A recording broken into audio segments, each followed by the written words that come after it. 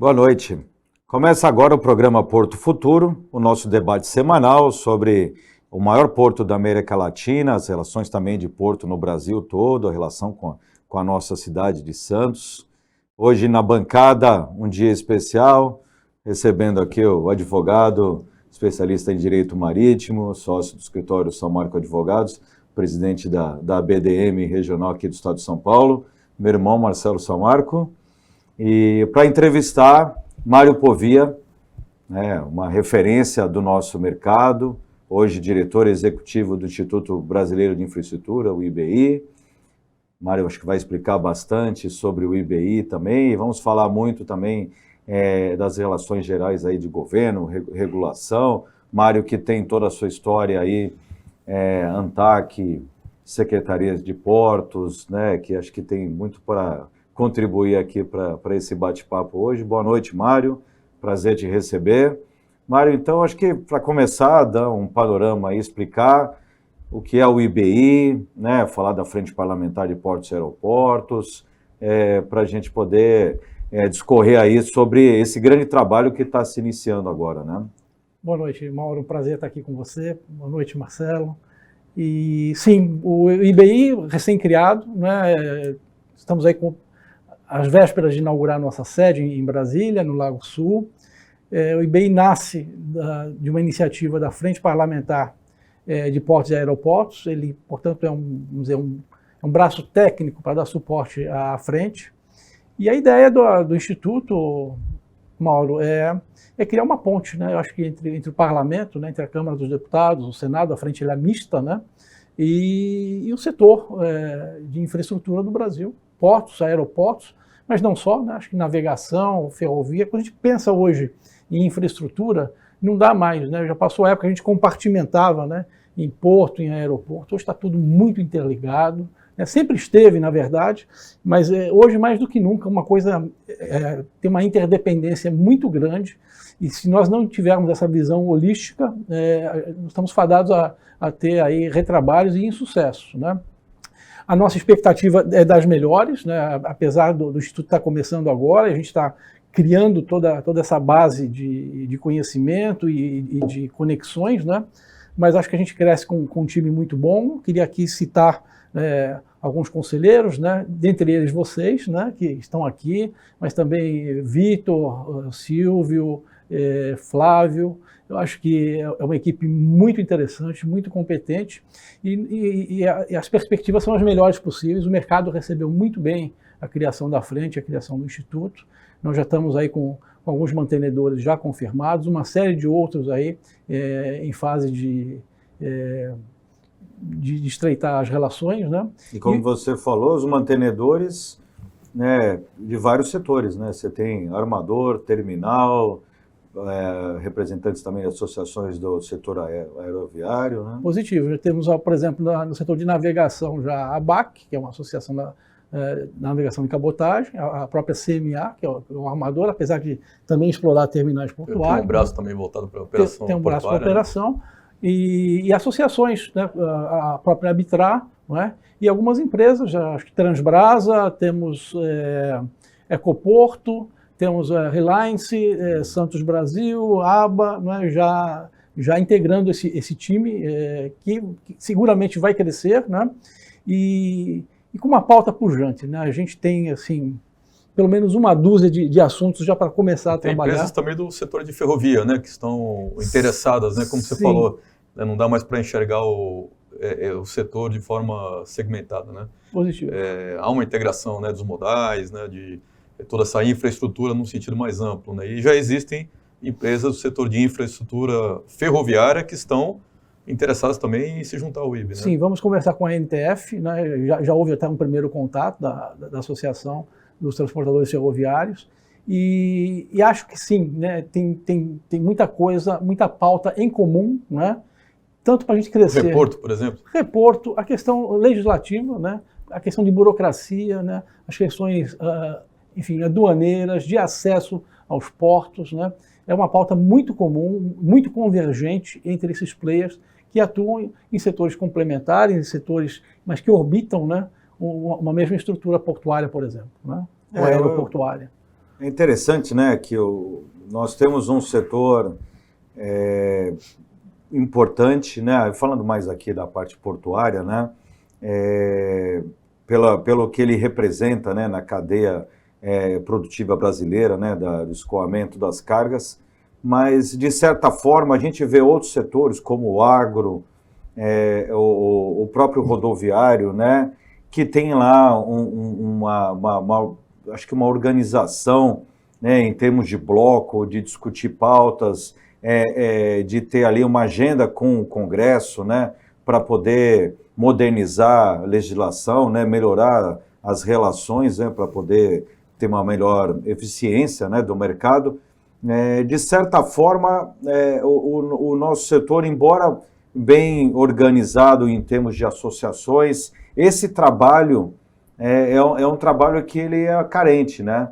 A gente não vê um trabalho como, lógico, a gente sempre fala da frente do agro, né, como um modelo de exemplo, porque é um setor realmente muito bem organizado, muito forte, e a gente se espelha nisso, né? Então, eu acho que esse trabalho é importante, né, do setor poder, então, ter ali um trabalho direcionado, né, definir uma agenda e fazer um educativo junto com o Congresso, porque são representantes parlamentares que nem sempre vão ter uma relação, né, com as especificidades do nosso setor, né? Exato, eu acho que esse trabalho de estreitar essa relação, né, acho que é o que a gente pode trabalhar de melhor em termos do Instituto, né, de aproximar essa pauta, primeiro dar visibilidade a essa pauta, né, trazer essa agenda para dentro do Congresso Nacional, né, e de uma certa forma traduzir, né, os anseios, né, demonstrar que tem muita coisa dando certo, né, assim como o agro tem motivos para festejar algumas coisas, o setor portuário também tem. Veja, nós passamos por uma pandemia, né? Sim. O setor portuário foi um verdadeiro exemplo, né? E o aeroportuário também, né? Distribuição de medicamentos, né? Exemplo de resiliência, né? De resiliência, quer dizer, isso deu... Então nós temos assim motivos para comemorar, como todo setor, temos as nossas apreensões, né? A dificuldade de ambiente de negócios, que infelizmente a gente tem que enfrentar no dia a dia, uma burocracia tamanha, né? Dificuldades com judicialização, por exemplo, né? Acho que tem um espaço grande para trabalhar mediações, arbitragens no setor, né? De repente, colocar isso para dentro de uma legislação mais específica do setor, porque o setor ele tem realmente características muito específicas, né? Então, trabalhar talvez uma revisão legislativa, ou mesmo em termos de políticas públicas, né? Tentar sensibilizar ministérios, a parte de regulação das agências, né? Onde a gente pode evoluir, né? A gente não pode fazer desaforo para investimento, né? A empresa quer investir no porto, não é? E a gente demora aí 1, 2 anos para autorizar esse investimento, né? Ou então exigir que a empresa assine um termo de risco. É assim mesmo que a gente vai tratar investimento? Parece que não é esse, não é um bom caminho, né? Então vamos tentar um modelo que dê uma resposta rápida, né? Se for não, é não, se for sim, é sim, se for talvez, é talvez, coloque as condicionantes, mas essa resposta tem que ser rápida. A gente precisa gerar emprego, precisa gerar renda, precisa de infraestrutura.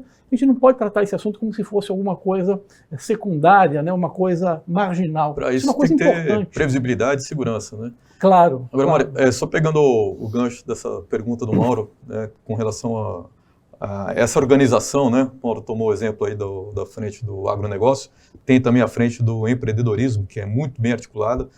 E essas duas frentes, né, que são talvez as mais articuladas que a gente tem aí, trabalhando junto ao Congresso, eles têm uma forma de atuar muito propositiva, né? E o nosso setor, embora, né, já foi citado aqui, nós temos aí importantíssimas associações que se articulam muito bem, nós temos coalizão e etc., mas nós estamos sempre trabalhando de uma forma mais reativa e menos propositiva. E existem pautas importantes como essa, né? Encurtar o caminho para que os investimentos sejam destravados, né? Levar mais segurança para o investidor estrangeiro. Por exemplo, licença ambiental, né, de ativos de infraestrutura é um percalço ali que precisa ser superado, esse caminho precisa ser encurtado, né? Você enxerga que o Instituto ele pode colaborar nesse aspecto? Não tem a menor dúvida, Marcelo. E você tocou num ponto muito sensível, né? Você pode ter uma postura reativa, né, e reagir rápido, né? Mas se você estiver à frente numa proposta propositiva, né, é a tua agenda que está em discussão, né? Você está ali como um protagonista, né? E não reagindo, né, passivamente, né? Então, acho que isso faz toda a diferença. Essas duas frentes, esses dois institutos que você citou, é a nossa referência. Eu acho que eles estão num caminho bastante bom e a gente deve se espelhar, não copiar, né, mas espelhar em modelos que funcionam, né? A relação com o Congresso não é uma relação fácil, né? O Congresso ele é complexo, né? Mas há uma lógica em tudo aquilo, né? Identificar os principais parlamentares que têm protagonismo no setor de infraestrutura, né? O que pensam, né? Para onde está apontando as tendências. Eu acho que a gente tem como mapear isso, trabalhar um pouco dessa inteligência legislativa, né? Saber aonde a gente quer chegar, afinal de contas, né? O que a gente tem hoje, para onde a gente quer ir, né? E cobrar, né? Cobrar num bom sentido, né? De trabalharmos juntos, né? Com políticas públicas, com regulação, para atingimento desse objetivo. Quando a gente olha para os principais problemas, a gente tem muito mais convergência do que divergência.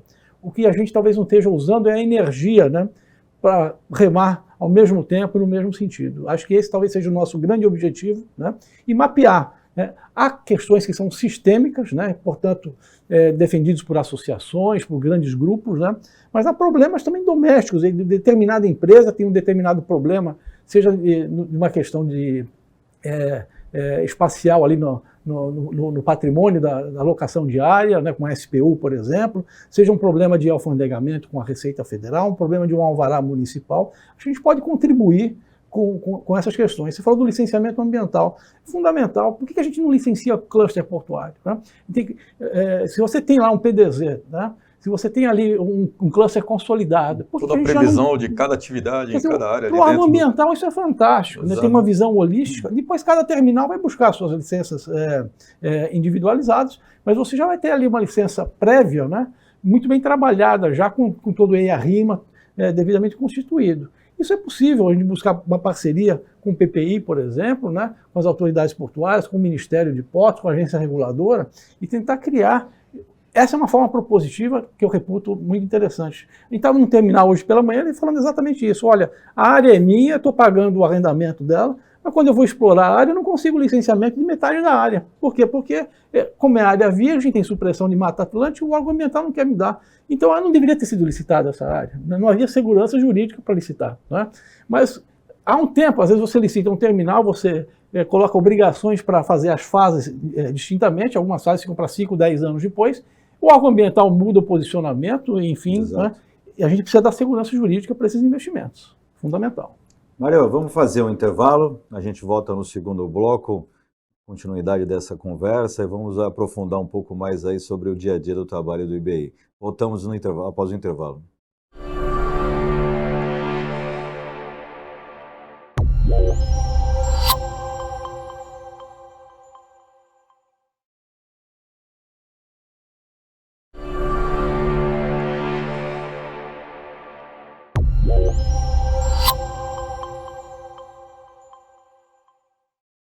Estamos de volta com o segundo bloco do programa Porto Futuro, hoje recebendo Mário Povia, diretor executivo do Instituto Brasileiro de Infraestrutura, o IBI. Mário, falamos agora até uma ideia interessante que você colocou, né, de questão ambiental, né, sugestões aí para você ter aí um licenciamento amplo, né, para agilizar todo o processo. Dentro do IBI, esse trabalho, como que vai funcionar a questão aí de estudos, de pareceres, né? Como é que vai ser o dia a dia, né? Dessas propostas, como isso vai ser levado e colocado, então, para os parlamentares? Perfeito. Bom, o Instituto tem essa prerrogativa de poder contratar estudos para dar suporte exatamente à frente, né? A gente quer muito puxar a agenda dos nossos mantenedores, né? É muito importante a gente conheça no detalhe as dores ali que está acontecendo. É claro que a gente, pela experiência que nós temos dos setores, né, alguns assuntos já estão aí no nosso pipeline, né? Mas acho que a grande demanda talvez seja por vir, a gente quer ouvir de perto dos setores, onde a gente pode trabalhar proativamente para a solução dessas dores, dessas demandas, né? O Instituto, então, tem essa prerrogativa de buscar dados para tentar sensibilizar, para tentar fundamentar algum tipo de ações e também trabalhar em parceria com alguns órgãos. Por exemplo, a CNT tem sido grande parceira de institutos, né? Ela tem uma estrutura fantástica aí, em termos de estatística, de suporte, de acervo mesmo, né? E nós queremos ter, apesar de nós não estarmos instalados dentro da CNT, eu reputo que a CNT é um parceiro estratégico para o IBI, e a gente quer estar muito junto com a CNT, já estamos conversando com eles a respeito disso, né? A própria CNT deve ter demandas, né, do parlamento, apesar de ela ter toda a infraestrutura, né? Mas eu acho que pode ser azeitado isso com o nosso trabalho também. E outras questões, eu acho que... Mas, de novo, a gente vai puxar um pouco essa pauta com aquilo que está na nossa mente, né? Mas deixar muito aberto o Instituto, né, para aqueles que também são parte do Instituto, que são os mantenedores, né? Não entender que o Instituto é uma coisa autônoma e isolada, sim, mas sim entender como um pertencimento, né, dessas empresas e associações que estão aderindo, né? E na outra ponta, a própria frente parlamentar, né? O parlamentar da frente entender, né, que o Instituto está ali à sua disposição, né, para trabalhar nas questões, enfim, que ele tem dúvida, que ele queira ser protagonista, que ele queira colocar em discussão em termos de projetos de lei, em termos ou buscar um entendimento antes de fechar a questão para um lado ou para outro, né? Eu acho que é nesse ambiente aí que a gente vai trabalhar. Você colocou uma questão importante que a gente tem conversado junto a alguns interlocutores do setor sobre a criação do IBE, agora já constituído, né? Uma primeira questão que surge é justamente essa, né? Qual o nível de participação desses mantenedores dentro do Instituto? E acho que a sua fala aí foi muito bem colocada, e isso é importante que seja divulgado, né? O mantenedor, o associado, ele vai ter voz e ele é a peça mais importante dentro do Instituto que vai alimentar, né, a pauta que vai ser levada adiante, né? Então, nada melhor do que ouvir aquele que está ali no dia a dia das operações, seja no porto, no segmento da navegação interior, cabotagem, até o longo curso também. Sim. Tem um espaço para um curso ali, sem dúvida, ferrovia, modal aeroviário, que esses representantes eles levem para dentro do Instituto as suas pautas, né, a partir das suas dificuldades no dia a dia, ou até enxergando algumas possibilidades, oportunidades de se aperfeiçoar, destravar investimentos.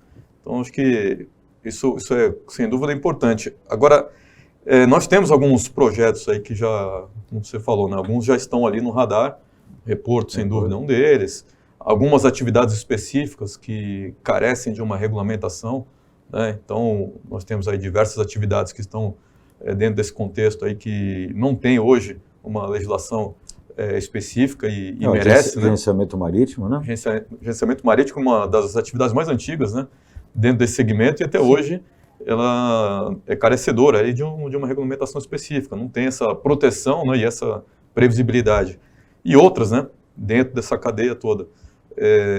Acho que isso é possível também de se destravar através do Instituto, além de projetos que já estão lá no Congresso, né, que são importantíssimos, mas que falta ali talvez um resgate com uma força política para impulsioná-los, né? Exato, Marcelo. Acho que as duas questões, né, talvez levar alguns assuntos que não estão ainda lá na casa, nas casas legislativas, né? Por exemplo, uma legislação para agentes marítimos. Eu participei de um evento também do pessoal que faz fornecimento para navios, a BFN, né? Uhum. A BFN sequer tinha entrado no Porto Sem Papel, né? Porque eles não descobriram que eles tinham uma atividade lá, né? Pois é. Aí eu falo, olha, é importante... Uma atividade essencial, né? Então, é importante, quer dizer, fizeram um evento em Brasília, mostraram a cara, né? É importante isso, né? Mostrar, olha, a gente existe, né? Existe e precisa ser reconhecido como tal, né? Uma atividade fundamental, tem ali o fornecimento de peças, de víveres, enfim, as questões todas e que fazem parte, e às vezes tem um acesso dificultado à embarcação, porque não estava mapeado, né, dentro da atividade, o fim, né, que é a movimentação de carga, né? Acho que a questão de abastecimento de bunker, por exemplo, essa é uma questão interessante, né? Para onde a gente vai com energias renováveis, né? Que tipos de navio nós vamos receber no futuro, né? Se a gente está preparado também para abastecer esses navios no Brasil, se a nossa ideia é deixar eles abastecendo no Caribe, fora daqui, com essa rubrica. Esse tipo de discussão é importante trazer, né? Que tipos de infraestrutura a gente vai dar para um navio de cruzeiros que não quer ficar com zero carbono quando estiver atracado, não é? Temos essa energia, não temos essa energia, e ela não é irrelevante, né? O consumo é muito grande, né? Então, buscar essas questões, pelo menos a discussão, colocar isso na pauta, pode ser que seja desnecessário qualquer medida, né? Mas a gente já tentar promover também seminários, né? Acho que é importante a gente já buscar alguns pontos de interesse. O Instituto pretende fazer pelo menos um seminário por semestre, talvez um pouco mais até, né? Mas trazer assuntos de interesse. Por exemplo, hoje pela manhã a gente estava discutindo a questão dos depots, né? Os depots também é um setor que não tem regulação, acho que também não tem autorização, mas eles necessariamente têm uma questão com mobilidade urbana, né? Se um depot não funciona no período noturno, né? E começa a gerar fila às 7 horas da manhã, né? Quer dizer, você obriga toda uma estrutura portuária a trabalhar 24 horas por dia, né? E aí você tem setores em retroárea que não estão regulados, né? Trabalham autonomamente. Também não tem problema se não produzirem impedâncias em toda essa cadeia. Mas quando produzem impedância, a gente tem que trazer para a discussão, né? Faz sentido a gente trabalhar uma regulação nos depots ou não? Né? É interesse dos depots serem regulados? Não é? Está tudo bem por lá? Se tiver tudo bem, está tudo resolvido. Mas não, olha, tem problema, né? Tem problema sim, precisa melhorar o nível de serviço, precisa trabalhar as questões de regulação, e a gente vai trabalhar nisso também. Mas é sempre com o intuito de melhorar, né? De virar uma página aí de problemas, porque a questão de mobilidade, particularmente em Santos, né? A gente está discutindo aqui as estatísticas de Santos. Santos vai ser sempre desafiado. Precisa da terceira descida para ontem, meu Deus do céu. Né? Essa é uma questão que a gente não devia estar discutindo se precisa, mas quando, né? E de tomar a decisão, até isso estar pronto, são 7, 8 anos. Se a gente virar PIBs positivos aí, vamos amargar gargalo, não tem a menor dúvida, né? Então, qualquer ganho de produtividade que você consegue em mobilidade urbana, né, de jogar cargas para ferrovia, né, de repente, melhorar agendamento, criar pulmão, né, algumas zonas secundárias para dar suporte à atividade portuária, tudo isso são pequenos ganhos de eficiência, né, que no fim do dia você consegue ter mitigado, digamos assim, né, algum déficit de infraestrutura. Agora, tem questões muito sérias que a gente vai ter que trabalhar, por exemplo, dragagem de canal. Você não pode ficar à mercê de vai judicializar, não vai, ganhou, não ganhou, vou conseguir dragar? Não. Então, se for o caso de precisar fazer a concessão do canal de acesso, como Paranaguá já está trabalhando, né? Eu acho que essa é uma questão importante da gente estar discutindo, né? Então, buscar alguns pontos aí para ganhar eficiência, né? Mas tem muitos problemas, né? A questão do acesso terrestre, particularmente, é uma questão sensível, porque os números do agronegócio estão aí crescendo, né? Nós viramos PIBs baixos nos últimos anos, então demandamos pouca importação de contêineres, né? Mas isso uma hora vai virar, né? E cada PIB, cada 1% de PIB que a gente vira positivo, o setor é alavancado em 2,5%, 3%. Né? Então, se a gente virar aí 5 PIBs positivos mais fortes, vamos engargalar. Então, não dá para brincar com o cluster santista. Você comentou no primeiro bloco sobre a questão de perder investimentos, né? Às vezes por causa de uma burocracia, né? Por causa de uma demora das autoridades de aprovações, mas, na verdade, a gente tem a questão de oportunidades de investimentos, mas a gente também está vindo com a carga empurrando, né? Porque o Brasil está aumentando cada vez mais a produção e a gente precisa escoar essa carga, né? Então, se não investir em infraestrutura, nós vamos ter um problema, já vai impactar toda a produção, né? Toda a exportação que nós temos, principalmente das commodities, né?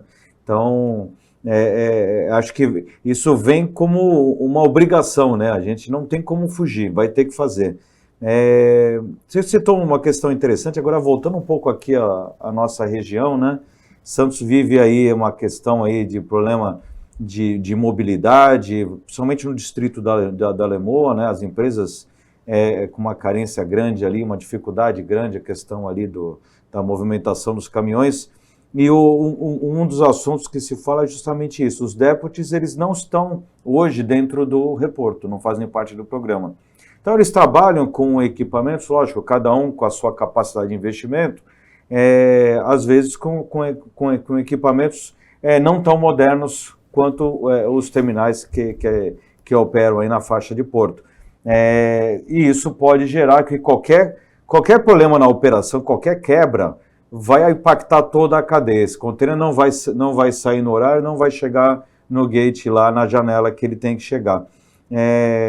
Acho que o trabalho do IBI para isso é importante também, né? De você conseguir ter esse olhar para poder ver o que precisa ser melhorado, o que precisa ser modernizado, para que essas empresas possam fazer esses investimentos também, né? Exatamente. Eu acho que a parte, né, do que a gente tem que estudar, né, é o que não está indo bem, né, e tentar uma solução para aquilo, né?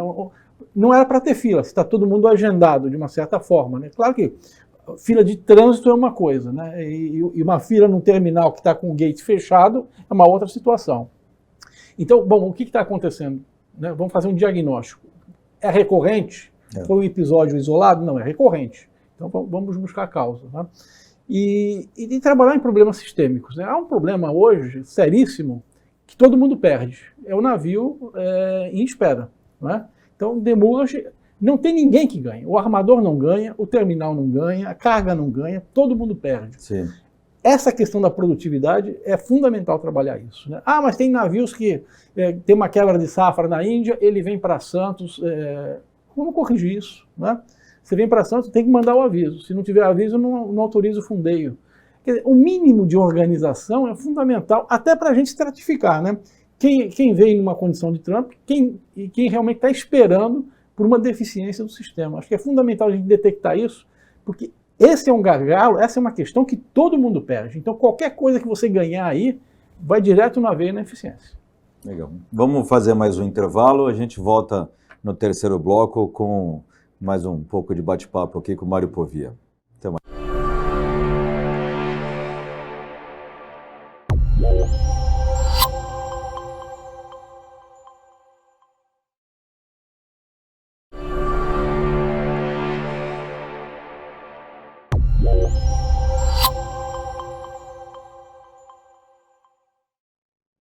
Voltamos com o terceiro bloco do programa Porto Futuro, hoje recebendo Mário Povia, diretor executivo do Instituto Brasileiro de Infraestrutura, IBI.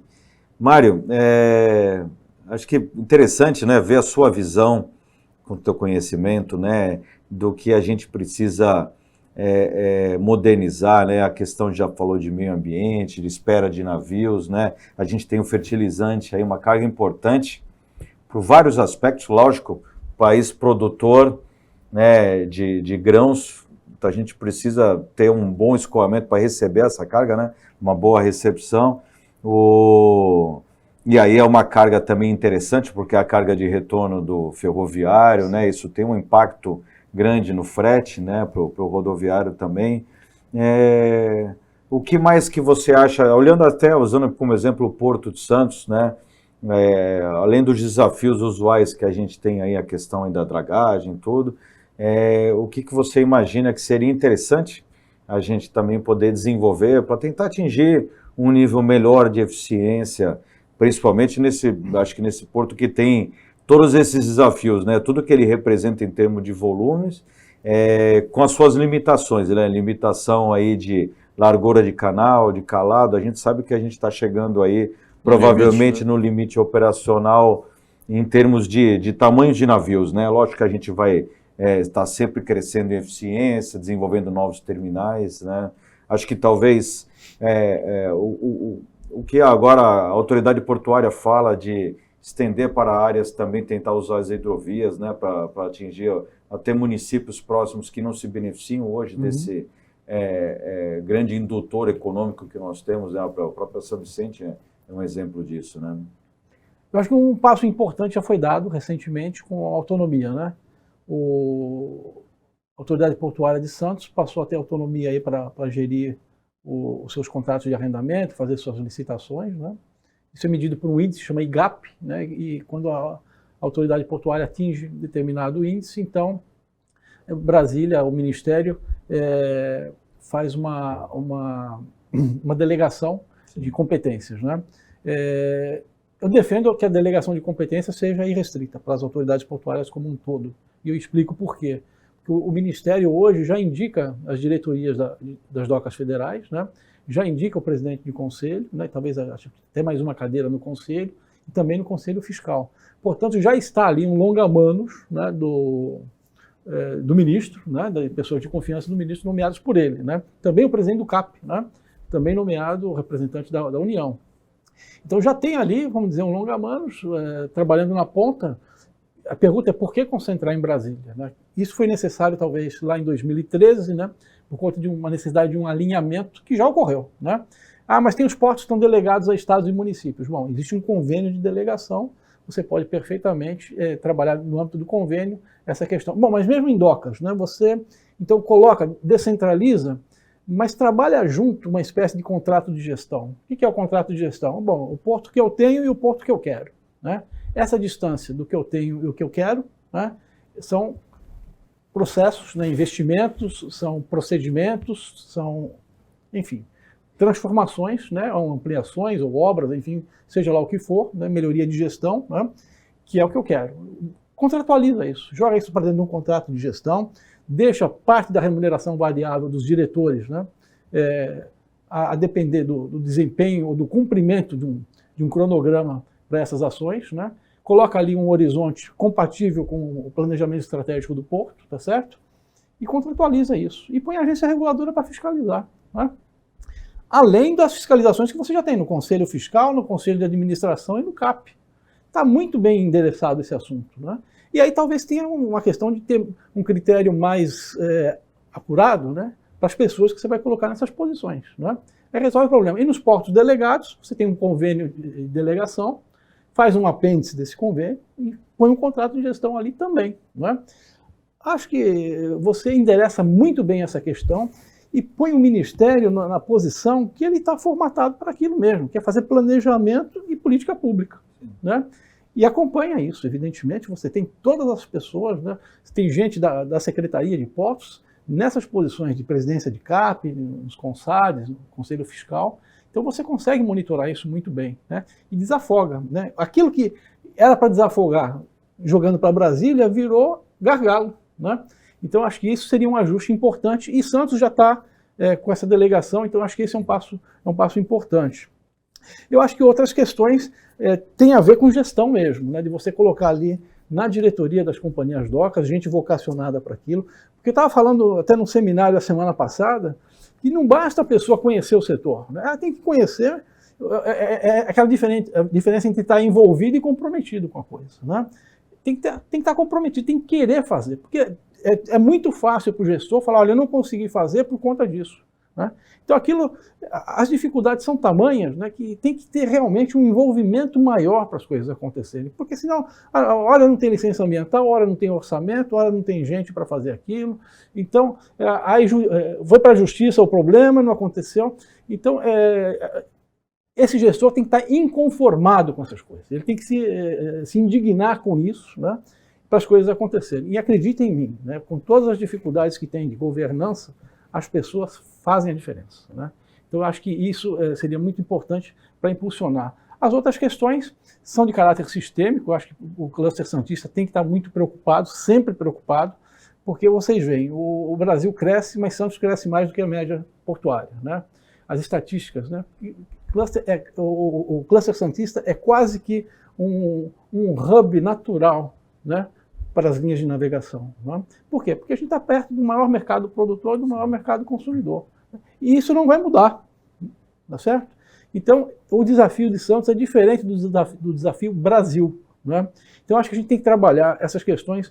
Por exemplo, você falou da hidrovia, né? Eu acho que a hidrovia da Baixada Santista ser trabalhada, por exemplo, como com projeto de mobilidade urbana, tá certo? Se você consegue tirar veículos, né, do meio urbano, né, aqueles ganhos de eficiência que eu estava falando para vocês. Sim. A gente vai se apropriando desses ganhos de eficiência, né? Então, se você tem um trabalho regular, né, com barcas, né, com conforto, né, por que você não vai para o outro lado da margem, quem trabalha no Guarujá, quem mora no Guarujá e trabalha em Santos e vice-versa, né? vai se utilizar desse serviço, ainda que seja um pouco mais caro, alguma coisa, mas algo que atenda a determinados mercados, né? E que permita essa questão. O túnel vai ser muito útil, sem dúvida nenhuma, quando a gente tiver a ligação seca. O porto vai, apesar de não ser uma obra portuária em sentido estrito, o porto vai se apropriar também dessa questão, e é importante para a mobilidade urbana também. E acho que a população da Baixada merece essa obra, que já está atrasada há alguns anos, né? Agora, é um conjunto de esforços, né? Não é uma coisa isolada, né? O canal de acesso é a questão de você aprofundar. Eu gostaria de ver também, mas é uma posição muito pessoal minha, né? Assim como Roterdã cresceu para a água, né? Se faria algum sentido o Porto de Santos crescer para a água, né?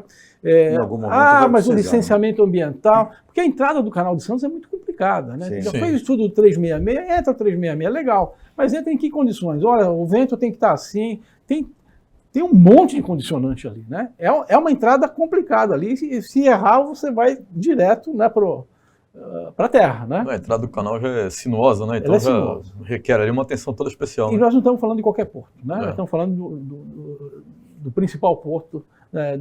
Não pode correr o risco de ter uma interrupção. Não pode. Né? Então, acho assim, eu gostaria de ver estudos nesse sentido, e sem aquele negócio, não, mas a gente não vai conseguir o licenciamento ambiental. Por que não? Desafiar a dificuldade, né? É claro. Agora, Mário, você falou de projetando, né, o Porto de Santos como o principal porto do país lá na frente, né?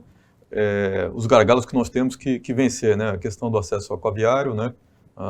Muito mais até a questão da profundidade, né? Sim. Né? A dragagem de aprofundamento do canal, que é extremamente necessária em razão, né, do crescimento dos navios, para Santos poder ganhar em termos de eficiência, né, e otimizar as operações e receber navios maiores.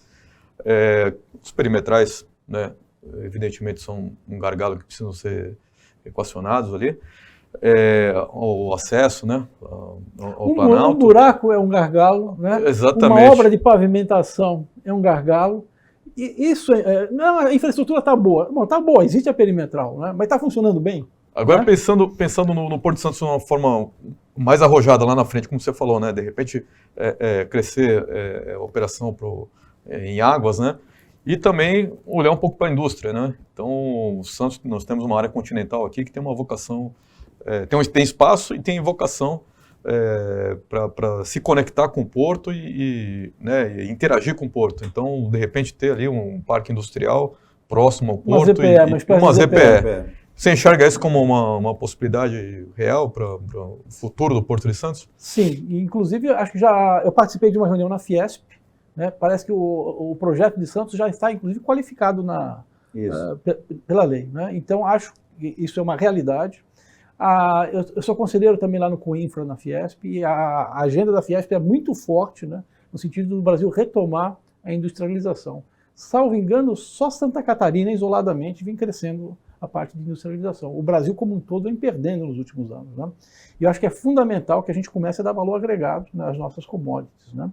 E a gente tem uma possibilidade única, né, com essa questão de energia limpa, né, de a gente gerar energia de melhor qualidade, né, a custos mais competitivos, né, e começar a fazer do limão a limonada, né? Quer dizer, já que tem que descarbonizar, né, e o Brasil tem um handicap, tem uma eficiência nisso, né, usar esse benefício, né, não só para exportar hidrogênio verde, né, mas usar como benefício de competitividade, né? A gente tem usado muito pouco, né, os nossos recursos naturais em benefício próprio, né? A gente exporta muito petróleo e constrói poucas refinarias. A gente exporta muito minério, né, e recebe siderúrgicos concorrendo com a nossa indústria, né? Será que esse é o caminho certo, né? Acho que a gente tem que repensar, aproveitar que nós temos o nosso vice-presidente hoje no Ministério Estratégico, né, e retomar essa pauta, que eu acho que a pessoa certa para conduzir esse processo, o Geraldo Alckmin.